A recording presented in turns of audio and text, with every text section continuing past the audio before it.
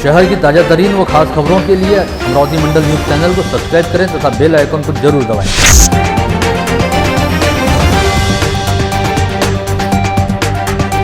नमस्कार, दैनिक अमरावती मंडल के मंडल news bulletin में आप सभी का स्वागत है। आइए पेश करते हैं आज की कुछ खास खबरें।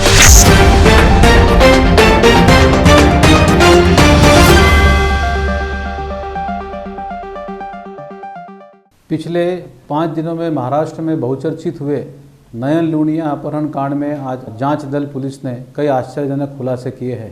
पुलिस ने अधिकृत रूप से खुलासे किए हैं कि नयन लूनिया का अपहरण उसकी ही दादी, जिसके कई नाम बताए गए हैं, मोनिका, प्रिया, मुन्नी, इस दादी ने ही अपने सौतेले पोते का 5 करोड़ रुपयों की फिरौती के लिए अपहरण किया था और अपने मायके यानी अहमदनगर में रहने वाले अपने कुख्यात साथियों के सपोर्ट से यह मोनिका अपने सौतेले पोते का अपहरण करना चाहती थी। पुलिस के जांच में यह भी खुलासे हुए हैं कि मोनिका ने अपने पोते के अपहरण की इसके पूर्व भी योजना रची थी, लेकिन इसके पूर्व योजना वह असफल होने के कारण यह योजना असफल रही थी।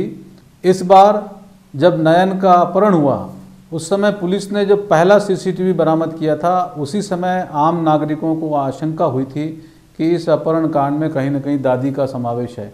पुलिस दादी के फ़ोन पर आए हुए एक मिस कॉल से इस पूरे मामले के तह तक पहुंची।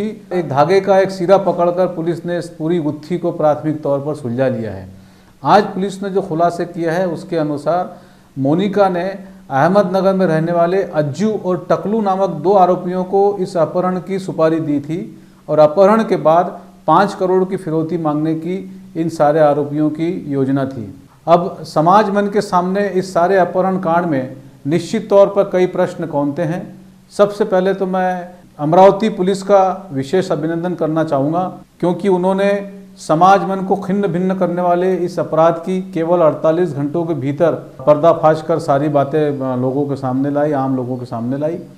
अब जबकि 28 फरवरी तक इस मामले में गिरफ्तार 8 लोगों का PCR है, पुलिस कस्टडी में इस सारे मामले को 28 फरवरी तक और उजागर किया जाएगा, इसमें कोई शंका नहीं।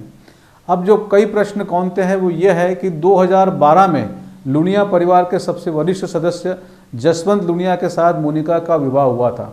बताया जाता है कि मोनिका और जसवंत की पहली मुलाकात नागपुर के किसी होटल में हुई थी और यहीं से यह मुलाकात इतनी प्रगाढ़ होती गई कि बाद में यह संबंध विवाह के रूप में परिवर्तित हुए। सबसे आश्चर्यजनक बात यह भी है कि बताया गया है कि 2012 से जसवंत लूनिया कभी अपने ससुराल यानी मोनिका का असली घर अहमदनगर नहीं गए। प्रश्न ये उठता है कि क्या लूनिया परिवार के सदस्य को मोनिका यानी मोनिका या प्रिया या मुन्नी, दादी के जितने भी नाम है, क्या दादी की असलियत पता थी?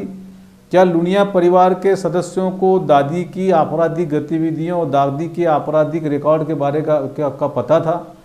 पुलिस की जांच में यह भी पता चला है कि मोनिका ने अपने ससुराल यानी लूनिया परिवार से कई बार हजारों हजार रुपए अपने मायके के अपने पारिवारिक सदस्यों को भेजे है।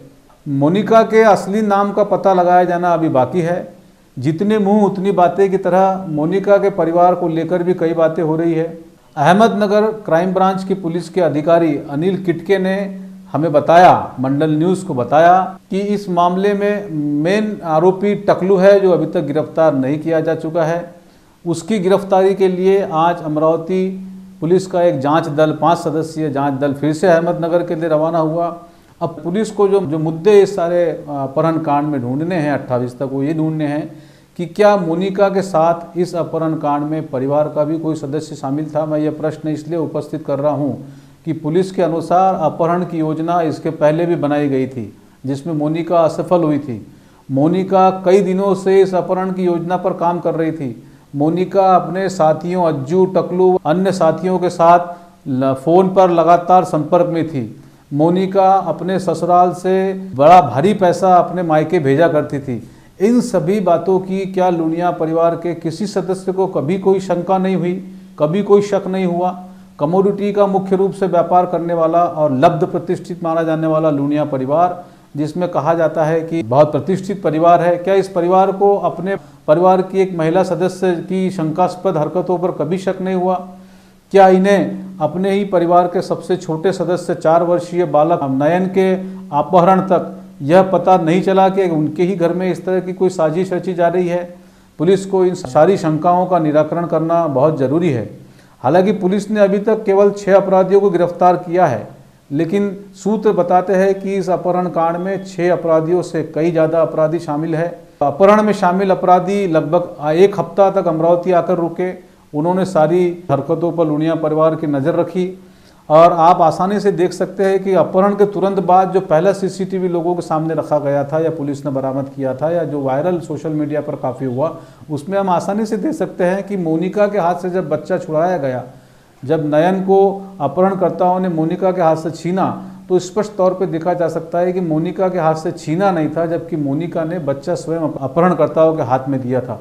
उसी समय समाज मन को यह शंका हुई थी कि इस कांड में मोनिका शामिल है और मोनिका ने यह कांड मास्टरमाइंड के रूप में रचा होगा। राजापेट पुलिस ने आज जो खुलासे किए हैं उसमें स्पष्ट हो चुका है कि सारे अपहरण कांड की मुख्य मास्टरमाइंड उनकी दादी यानी मोनिका ही है। अब मैं जो कुछ मुद्दे यहाँ उपस्थित करने जा रहा हूँ वो यह मुद्दे उपस्थित करने जा रहा हूँ कि मोनिका ने अपने जवाब में, अपने बयान में स्पष्ट तौर पर कहा है कि वह अपहरण के बाद 5 करोड़ की फिरौती मांगने वाले थे। मोनिका 8 वर्षों से लुनिया परिवार में रह रही थी। लुनिया परिवार की माली हालत का उससे अच्छी तरह पता था। क्या लुनिया परिवार में पैसा इतना इजी अवेलेबल था कि वो अपहरण के बाद 5 करोड़ रुपए दे सकते थे? शायद मोनिका को पूरी तरह से विश्वास होगा, तभी उन्होंने 5 करोड़ की फिरौती की योजना बनाई थी। अब पुलिस को यह भी तलाशना होगा कि लुनिया परिवार ने क्या इतना भारी पैसा प्रशासन से, शासन से, सरकार से छिपा रखा है। इसके अलावा समाज मन में जो कई प्रश्न कौंध रहे हैं, अमरावती के इतिहास में अपनी तरह का यह पहला मामला है जब परिवार के ही एक सदस्य ने, भले ही वह सौतेली दादी क्यों न हो, लेकिन दादी ने अपने पोते के अपहरण की योजना बनाई। अमरावती के इतिहास में, अम्बा नगरी के इतिहास में समाज मन को छिन्न भिन्न कर देने वाली इस घटना के आपराधिक प्रश्नों को तो पुलिस जरूर ढूंढ लेंगे, लेकिन पुलिस को सामाजिक सरोकार की दृष्टि से पारिवारिक रिश्तों पर प्रश्न चिन्ह जो लगे हुए हैं उनके भी खुलासे करने होंगे। सौतेले रिश्तों पर जो प्रश्न चिन्ह लगे हैं उनके भी खुलासे करने होंगे। हालांकि मैं अमरावती की पुलिस कमिश्नर आरती सिंह की विशेष तारीफ करूंगा कि उन्होंने केवल 48 घंटों में सारे मामले का पर्दाफाश किया। लेकिन अभी आने वाले दिनों में ये जो कुछ समाज मन के सामने उपस्थित होने वाले प्रश्न चिन्ह हैं, इन प्रश्नों का उत्तर ढूंढना पुलिस के लिए बहुत ज़रूरी है। अब आने वाला समय और समय के गर्भ में छिपे हुए इन प्रश्नों को उत्तर बताएंगे कि परिवार में लालच किस तरह हावी हो चुका है